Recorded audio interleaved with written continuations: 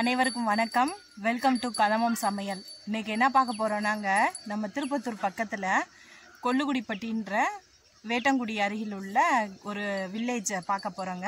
அதில் என்ன சிறப்பு அப்படின்னு பார்த்தீங்கன்னா பறவைகள் சரணாலயம் தான். ஸோ இந்த வேட்டங்குடிப்பட்டி கொல்லுகுடின்ற கிராமத்தில் தான் இந்த பறவைகள் சரணாலயம் இருக்குது. பார்க்கவே ரொம்ப சூப்பராக இருக்குங்க. பார்த்தீங்கன்னா இயற்கை அழகு.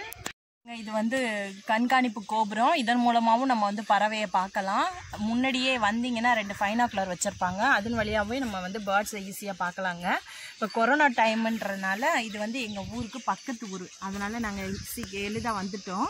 உங்களுக்காக இந்த பேர்டெல்லாம் அப்புறம் போயிடும், அதை காமிக்கணுன்றதுக்காக நாங்கள் வந்திருக்கோம்.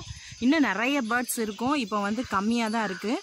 இது முக்கியமாக பார்த்தீங்கன்னா எல்லாமே ஃபாரின் பேர்ட்ஸ் தான். அதாவது இது பர்மா, ஸ்ரீலங்கா, பாகிஸ்தான், நேபாளம் அந்த நாட்டிலேருந்து இது ட்ராவல் பண்ணி வருது. கிட்டத்தட்ட 3000 கிலோமீட்டர் 5000 கிலோமீட்டர் தாண்டி வருதுங்க.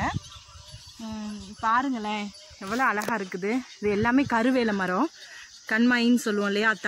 இது கிராம பகுதியில் கண்மாயின்னு சொல்லுவோம். ஸோ அந்த கம்மாயை சுற்றி கருவேல மரங்கள் நிறைய இருக்குது பாருங்கள். அந்த கருவேல மரத்தில் தான் அந்த பறவைகள் இருக்கும். முக்கியமான விஷயம் என்னென்னா, இந்த பறவைகள் எதுக்கு ட்ராவல் பண்ணி வருது அப்படின்னு பார்த்தீங்கன்னா, இங்கே தான் இனப்பெருக்கம் செஞ்சு முட்டையிட்டு அடை காத்துட்டு அதோட குஞ்சுகளோட திரும்பி ட்ராவல் பண்ணிடும். அதாவது நாட்டுக்கு இடம்பெயர்ந்துடும்.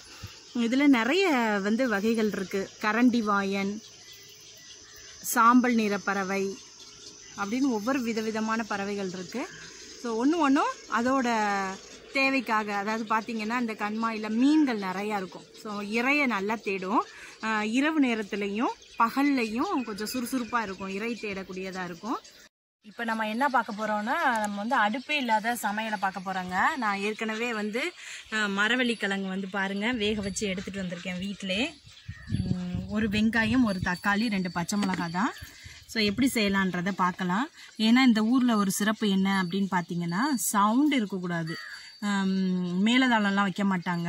அதே மாதிரி தீபாவளிக்கு வெடி வெடிக்க மாட்டாங்க.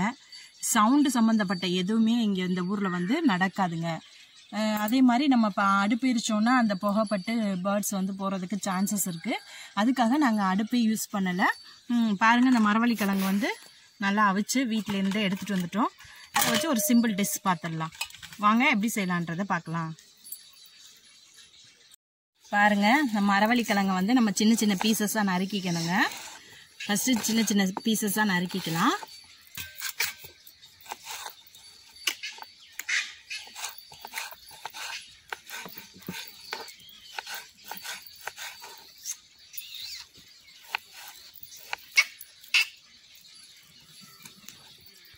பார்க்கும்போது நமக்கு அவ்வளோ ஒரு ஆசையாக இருக்குது.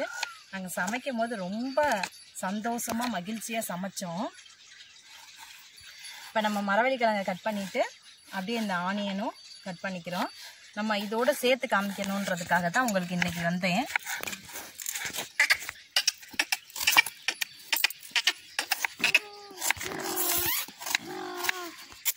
வெங்காயம், ஒரு பெரிய வெங்காயம் எடுத்து நம்ம நல்லா நறுக்கிட்டோங்க.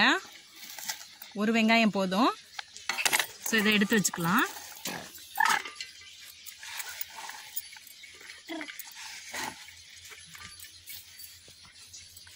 அடுத்து ஒரு தக்காளி பழம்,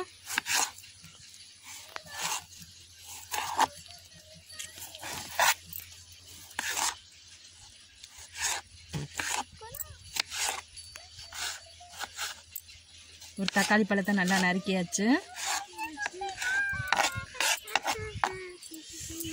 தக்காளி பழம் கட் பண்ணிட்டோம். ஸோ அந்த தக்காளி பழத்தை எடுத்து வச்சுக்கலாம். இப்போ பச்சை மிளகாய், இந்த பச்சை மிளகாய் பாருங்கள், ரெண்டு பச்சை மிளகாய் எடுத்திருக்கேன்.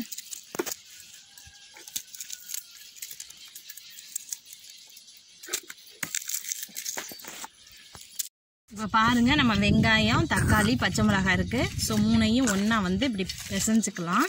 அதோட சாறு எல்லாமே இறங்கிக்கலாம். இப்போ நம்ம சம்பல்னு சொல்லுவோம் இல்லையா, இது ரொம்ப டேஸ்ட்டாக இருக்குங்க. நீங்களும் செஞ்சு பாருங்கள். நல்லா இதை மிக்ஸ் பண்ணிக்கலாம். ஸோ இயற்கையான காற்று, அமைதியான சூழல், பறவைகளோட சத்தம், இதுக்கு இடையில நம்ம சமைச்சிட்டு இருக்கிறது சூப்பராக இருக்குங்க.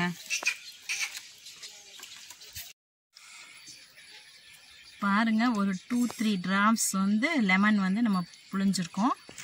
ஸோ ஸோ இதையும் மிக்ஸ் பண்ணுறோம். மிக்ஸ் பண்ணிவிட்டு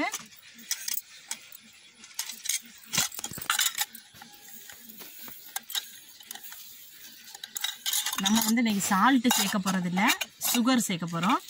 இந்த சுகரை வந்து சேர்த்து மிக்ஸ் பண்ணிக்கலாம். இது நல்லா இருக்குங்க. புளிப்பு, உரப்பு, இனிப்பு எல்லாம் சேர்ந்த ஒரு கலவையாக இருக்குங்க. ஸோ இந்த சம்பல் வந்து நமக்கு ரெடி ஆயிடுச்சு. பாருங்கள், இப்போ நம்ம செஞ்சு வச்சுருக்க அந்த சம்பலை மரவள்ளி கிழங்கோடு மிக்ஸ் பண்ணிக்கிறோம். நல்லா மிக்ஸ் பண்ணிவிட்டு இதை வந்து நல்லா கலந்து விட்டுக்கலாம். ஸோ சுவையான அருமையான மரவள்ளி கிழங்கு சம்பல் ரெடி ஆயிடுச்சு.